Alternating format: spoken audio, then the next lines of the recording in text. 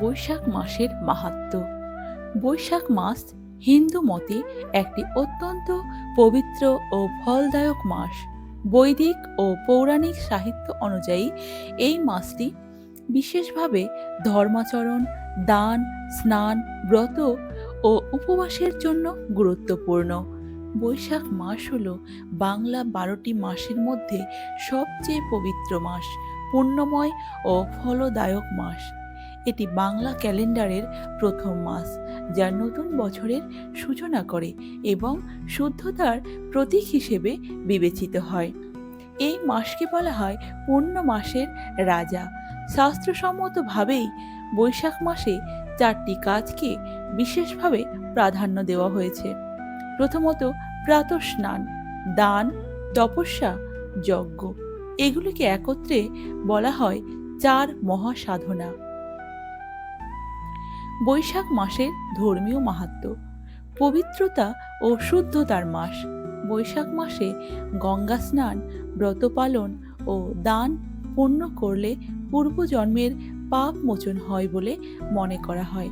বৈশাখ মাসে প্রাতঃস্নান করলে 1000 অশ্বমেধ যজ্ঞের ফল লাভ হয়। স্কন্দ পুরাণ। গঙ্গা স্নানের বিশেষ গুরুত্ব। বৈশাখ মাসের প্রতিদিন গঙ্গা বা অন্যান্য পবিত্র নদীতে স্নান করলে অসংখ্য পুণ্য লাভ হয়। এটি মোক্ষ লাভের পথ সুগম করে। শ্রীহরি ও বিষ্ণু পূজা। এই মাসে বিষ্ণু ভগবানের আরাধনা করলে জীবনে সুখ সমৃদ্ধি আসে বলে বিশ্বাস। বৈষ্ণবরা এই সময় নির্জলা একাদশী সহ বিভিন্ন ব্রত পালন করেন।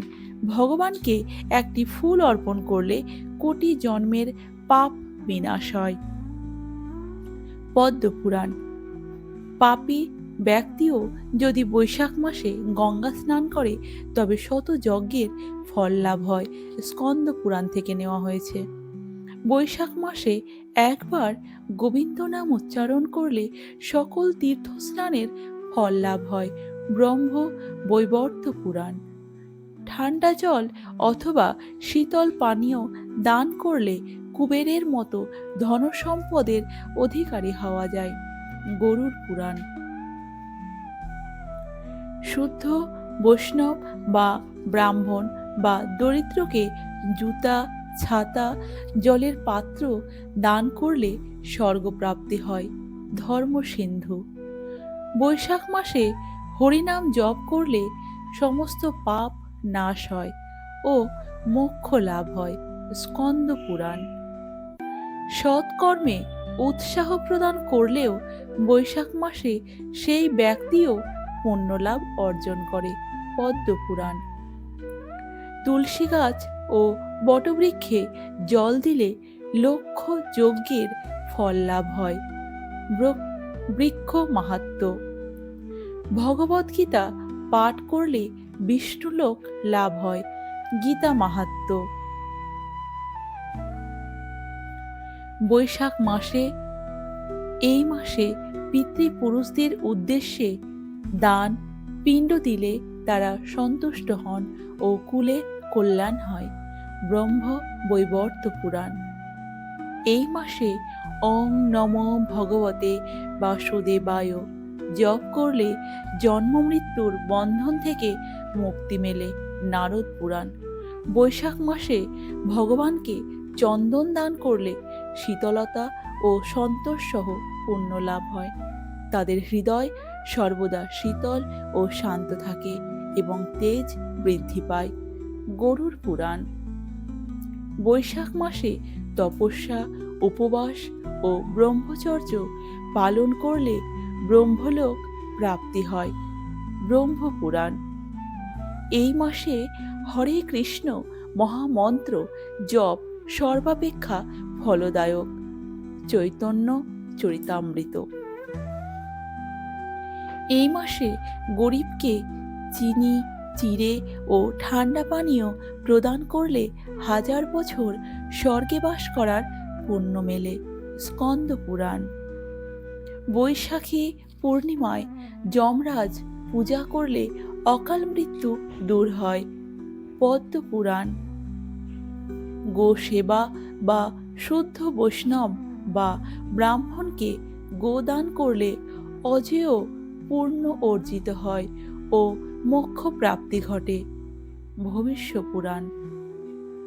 শুদ্ধ বৈষ্ণব বা ব্রাহ্মণকে তিল ও ঘৃত দান করলে পূর্বপুরুষ তুষ্ট হন ও পরিবারে শান্তি ফিরে আসে। গরুর পুরাণ। সাধু ও ভক্তদের সেবা করলে ভগবান স্বয়ং সেই সেবা গ্রহণ করেন এবং অশেষ আশীর্বাদ দান করেন। ভাগবত পুরাণ। বৈশাখ মাসে ভগবানের ভক্তদের আশ্রয় গ্রহণ করলে জন্ম জন্মান্তরের পাপ দূর হয়। স্কন্দ পুরাণ। এই মাসে নিরহংকারে দান করলে তা লক্ষ গুণ পূর্ণ অর্জন হয়। পদ্ম পুরাণ।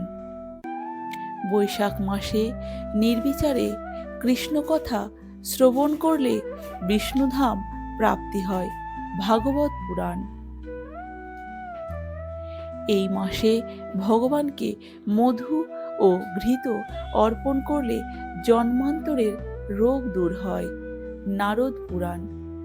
বৈশাখে শ্রীকৃষ্ণ স্মরণ মৃত্যুর সময় অনন্ত গতি নিশ্চিত করে। গরুর পুরাণ। বৈশাখ মাসে যিনি প্রতিদিন সূর্যোদয়ের আগে প্রাতঃস্নান করেন তাকে দর্শন করলেই অপর ব্যক্তিও পুণ্য লাভ করে। ব্রহ্ম বৈবর্ত পুরাণ। বৈশাখ মাহাত্ম্য। বৈশাখ মাসে একবার রাধাকৃষ্ণের নাম উচ্চারণ করলে কোটি বৎসরের তপস্যার ফল লাভ হয়।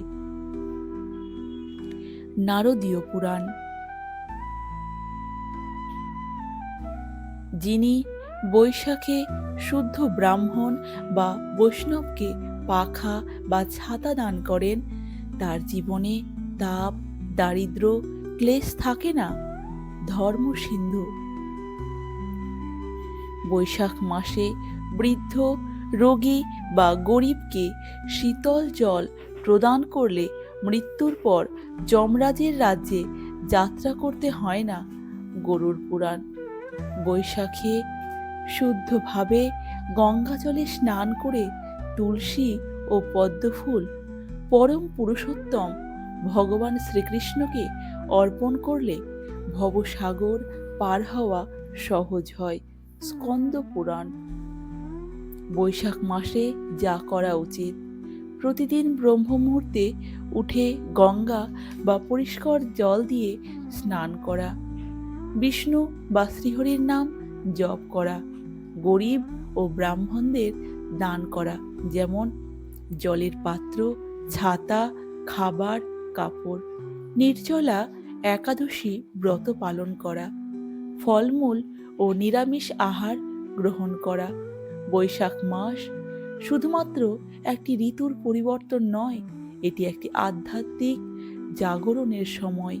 এই মাসে আত্মশুদ্ধি, সেবামূলক কার্য ও ঈশ্বর চিন্তনের মাধ্যমে জীবনে আলোকপাত হয়। হরে কৃষ্ণ হরে কৃষ্ণ